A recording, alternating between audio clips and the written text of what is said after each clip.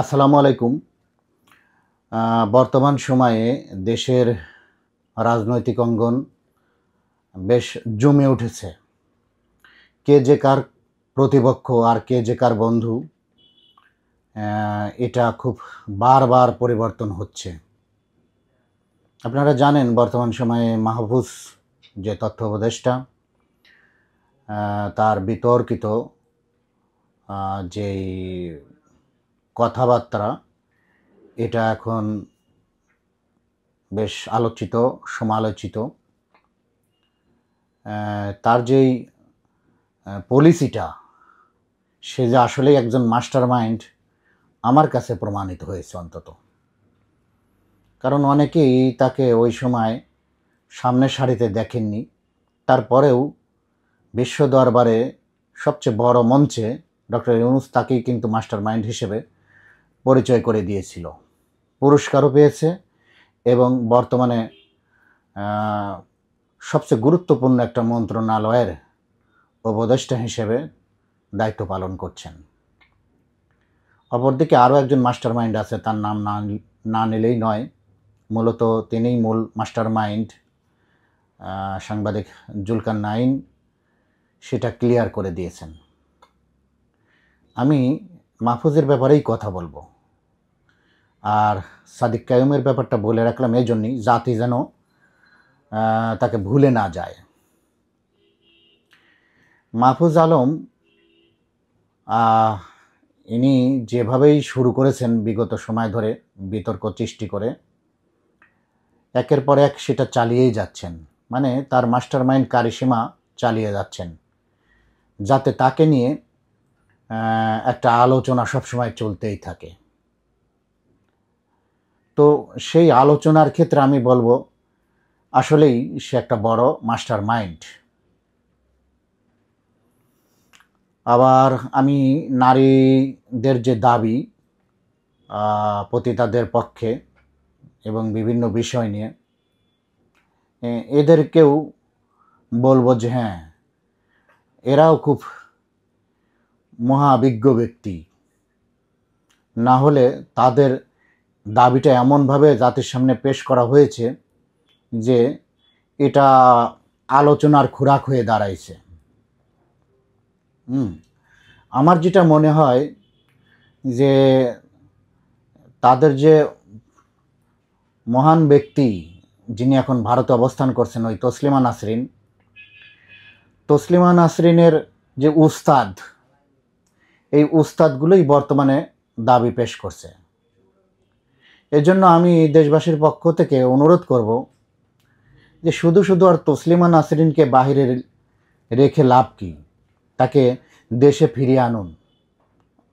এই সকল উস্তাদদের কাছে তসলিমা নাসরিন কিছুই না। তারা যেভাবে দেশকে অস্থিতিশীল করার জন্য ভূমিকা পালন করে যাচ্ছে বিদেশি কোনো সংস্থার আকার ইঙ্গিতে, এটা কিন্তু বেশ স্পষ্ট। অন্যদিকে আমার আরও একটু নজর গেল জাতীয় সঙ্গীত নিয়ে বর্তমানে যে আলোচনা হচ্ছে। আমার মনে হয় এখন সময় এসেছে এই ঢাকা ইউনিভার্সিটিতে যারা ইতিহাস বিভাগের শিক্ষকতার সাথে জড়িত তাদের বের করে দেওয়া এই জন্যই যে জাতীয় সঙ্গীত নিয়ে তাদের ছাত্রদের একটা মাতলামি চলছে বলছি এই জন্য যে রবীন্দ্রনাথ ঠাকুরের এই গানটি নিয়ে তারা এতই মাতলামি শুরু করেছে যে ইউনিভার্সিটিতে তারা এখন লেখাপড়া করছে, ওই ইউনিভার্সিটির পক্ষে রবীন্দ্রনাথ ঠাকুর ছিলেন না। ওই ইউনিভার্সিটি নির্মাণ হোক, প্রতিষ্ঠিত হোক, এটাই রবীন্দ্রনাথ ঠাকুর চায়নি। আমি রবীন্দ্রনাথ ঠাকুরের সাহিত্যকর্ম নিয়ে সমালোচনা করছি না, তিনি অবশ্যই সেরা একজন কবি, সাহিত্যিক, তার লেখনী অসাধারণ, এতে কারোই সন্দেহ নেই। কিন্তু সব কিছুরই দুটি ধারা থাকে। এখন আপনার ভাইয়ের হত্যাকারী যদি আপনার ভাইয়ের কুলখানি অনুষ্ঠানের প্রধান অতিথি হয়, অবস্থাটা এমন দাঁড়াইছে। যেই জাতীয় সঙ্গীত বঙ্গভঙ্গের পরবর্তীতে এই বঙ্গভঙ্গের বিরুদ্ধে রচিত হলো, যেটা আমার বাংলার বিরুদ্ধে অর্থাৎ আমাদের বাংলাদেশের বিরুদ্ধে রচিত হলো, সেই গান কি করে যে আমাদের জাতীয় সঙ্গীত হয়ে গেল একমাত্র আল্লাহ পাকই ভালো জানেন। এটা কিন্তু ঢাকা ইউনিভার্সিটির যে ছাত্ররা গিয়ে শোনালেন, আজ কয়েকদিন বেশ গরম করে ফেলছেন এলাকা, তারাও কিন্তু ভালোই জানেন। তাদের বলতে চাই, ছোট ভাই, কয়েকদিন পূর্বেও তোমাদের মতো এরকম জাতীয় সঙ্গীত গাইছিল আমাদের সংস্কৃতি অঙ্গনের বেশ কিছু কর্মী। তারা জাতীয় সঙ্গীত গাওয়ার সময় যেইভাবে কান্নাকাটি করেছিল, সেটা কিন্তু ভাই তোমাদের বন্ধুবান্ধব সহপাঠী যাদেরকে হত্যা করা হয়েছিল তাদের জন্য তাদের একটু চোখের পানি আসেনি। আজকে তোমরা জামাত শিবিরের বিরোধিতা করতে গিয়ে এই নাটক মঞ্চায়িত করছো। আমি বিশ্বাস করি তোমাদের এই মঞ্চায়নের মূল যে মাস্টার মাইন্ড, সে অবশ্যই তোমাদের পক্ষের শক্তির কেউ না। তোমাদেরকে জাস্ট একটু পুশ দিচ্ছে, যেই পুশে তোমরা লাফালাফি করছো। আমি আবার ফিরে আসি ওই মাহফুজের দিকে। মাহফুজ তো অনেক বড় বড় কথা বলছে, অনেক বড় বড় মাস্টার মাইন্ড। আসলে আমরা ক্রিকেট খেলা দেখতাম, কোনো ব্যাটসম্যান কোনো বোলারকে মাঝে মধ্যেই শুনতে পাই যে কোচ তার স্বাভাবিক খেলা থেকে একটু অন্য পলিসিতে নিয়ে যায়। মানে সে যেরকম ব্যাটিং করে, আগ্রাসী ব্যাটিং, সে যেমন আগ্রাসী বোলিং করতো, সেটাকে একটু অন্যভাবে তাকে দিয়ে খেলানোর চেষ্টা করা হয় কোচের বিশেষ ফর্মুলায়। পরবর্তীতে দেখা যায় যে ওই প্লেয়ার আর দলে আর চান্স পায় না, তার পারফরমেন্স, তার স্বভাবসুলভ খেলাটাকে শেষ করে দেয়। তো স্বভাবসুলভ খেলা থেকে যখন কাউকে কোচ অন্যরকমভাবে প্রশিক্ষিত করার চেষ্টা করে, সে কিন্তু তার স্বভাবজাত খেলা হারিয়ে ফেলে। মূলত আমি এটাই বোঝাতে যাচ্ছি। তো রাজনৈতিক অঙ্গনে জামাত শিবির যেই ধরনের খেলোয়াড়, সে তার স্বভাব হারিয়ে ফেলছে। তাই তো এই মাহফুজের মতো এই মাস্টার মাইন্ড উল্টোপাল্টা কথা বলে পার পাচ্ছে। আসলে আমি মনে করি এখনই ওর যেই পোশাক আশাক ছিঁড়ে ফেলে দেওয়া, ওকে কোনো প্রোগ্রামে ওকে একদম টেনে হিঁচড়ে ওর কথার কঠিন জবাব দেওয়া, সেটা শিবির বা জামাত দিতে পারছে না। ওই যে জামাত শিবির তার স্বভাব আচরণ থেকে খুব বেশি ভদ্র হয়ে গেছে।